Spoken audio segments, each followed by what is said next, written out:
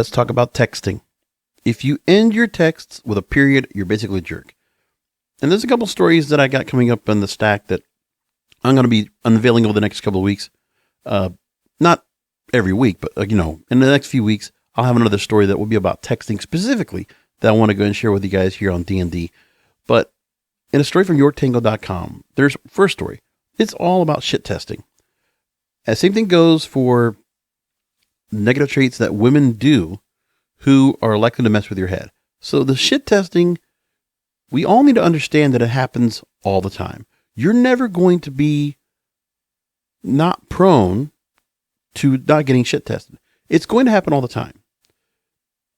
I mean, because of the fact that for women, it's always going to be a constant evaluation of you and a trust factor, and always a continuation of having to rejuvenate or reiterate security, safety, trust. The person's really real about themselves. There's no red flags. They're with you because they want to be with you. They're really in love with you. You're really in love with them. Things like that. So it's always a reinforcement. Is even a better word. This is why the shit testing is going to happen. And sometimes we know that the shit testing is also to kind of self-destruct if things are going too well or if things are just not going well at all and one wants to find a way out. So these kind of things can happen. So texting has its own set of rules. No typing all caps, choosing emojis very wisely, or using the proper texting alt laughter. You won't want to create the wrong impression, but there are rules that are subtle. I'm going to just tell you this. I hate texting, but I'm of course the older type. I'm 47 years old. So texting to me sucks. I remember the days we could still talk to people on the phone and call. That's a long gone kind of thing. Doesn't happen at all. Very rare if it does. Because when I've even done any kind of online dating, if I'm lucky, I might get a girl on the phone eventually, maybe less than 0.3 to 0.5% of all conversations, communication might finally be on the phone. And I can't tell how many times I've actually met someone that I never even talked to on the phone before I got together, which is really weird, but it's the real case. That's just the way it is. There was a 2016 study called Texting Insincerely, the Role of the Period in the Text Messaging. And this is a Binghamton University. Text messages, they said, end with a period, are thought of as less sincere. I never do that. I never use periods. But then again, when I did texting, the best thing that I ever got in technology was voice to text, because I don't type at all. I voice to text. I don't care if there's typos in it or not. I will voice the text. So everything I write are just big, large, run-on sentences. So it's completely grammatically wrong, but it doesn't matter to me. The idea is that the results suggested that punctuation influences the perceived meaning of text messages. A little too proper, a little too serious. And that if you're giving a text response with an exclamation point, it's thought of as more than less sincere. And that people are wonderfully adept at communicating complex and nuanced information to conversations. People are finding ways to convey the same types of information in their text. See, my problem is, they're talking about emotion and sincerity. It doesn't make sense to me about that. How do you find sincerity or any emotion at all by what you write? Guys, I don't know about you, but I know for sure there are some cases where I probably type for every 100 words. A woman that'll text me back might text 5 to 10 back. Like, you go through a whole day of conversation, and maybe I have a girl that might text me back and might write maybe 20 words total. Because sometimes I'm just going to go ahead and just try to talk, because I don't know what else to do. Like, of course, there's those gimmicks where you try to okay, let's see if I can get her to keep talking.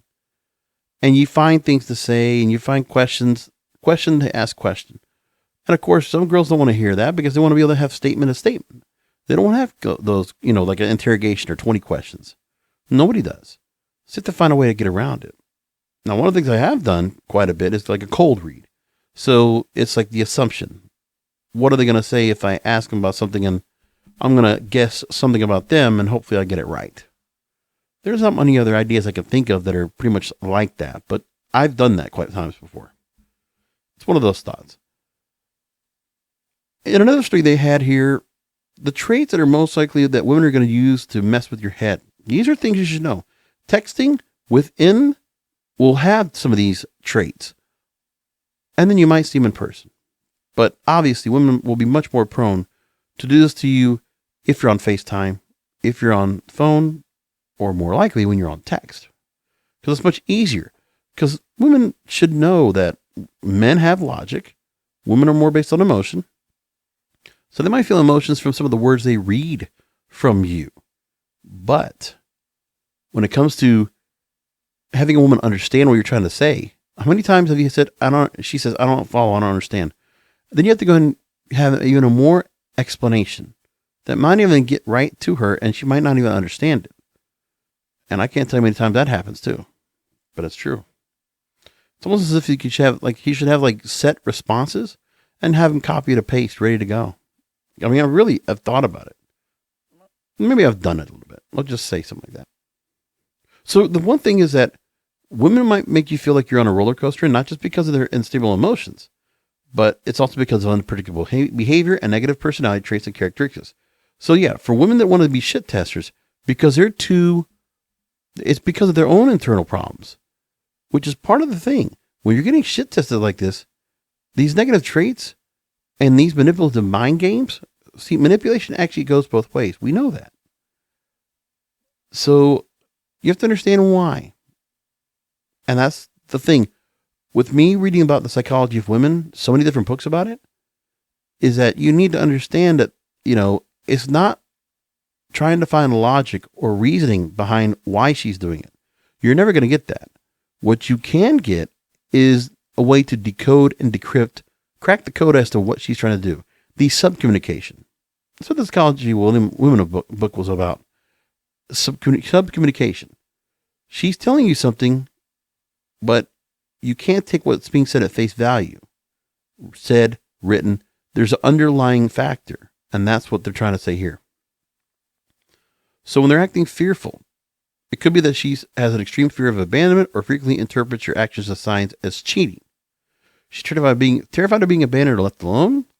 There's also being incapable of sustaining stable relationships, where she falls in love quickly, believing each new person is the one who will make her feel whole, only to be quickly disappointed. And so she might fluctuate between being all good and all bad, and unable to experience contradictory feelings when relating to the world or others, or an unclear sense of self. She doesn't know who she is. She's typically unstable, and she may feel good about herself, but other times she hates herself, doesn't have a clear idea who she is or what she wants in life. Now, part of this can be as well because of her background. Who knows what kind of emotional trauma she came through, so you have to be a little more cognizant of that. So, guys, we have to understand we do need to give some benefit of the doubt to every woman that we meet. Give them a little bit of room to hang and see if there's something from there. How about a woman who might be hyper emotional? She goes through extreme emotional or mood swings.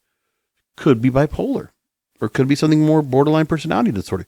You don't know, but part of it could be the trauma that she's gone through that caused her to where she is be here.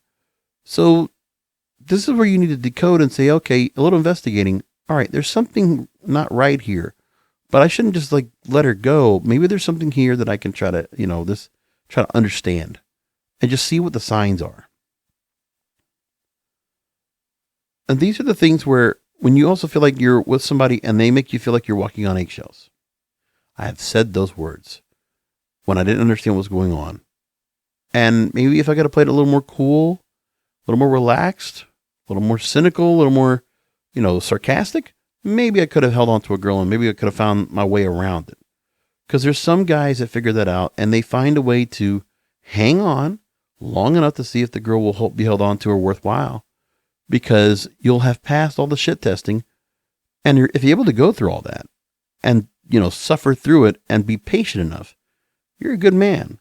And maybe she'll be smart to realize to hold on to you and not let you go. When she does that, she's not going to be shit testing you anymore. Hopefully she'll want to be more depraved and debaucherous.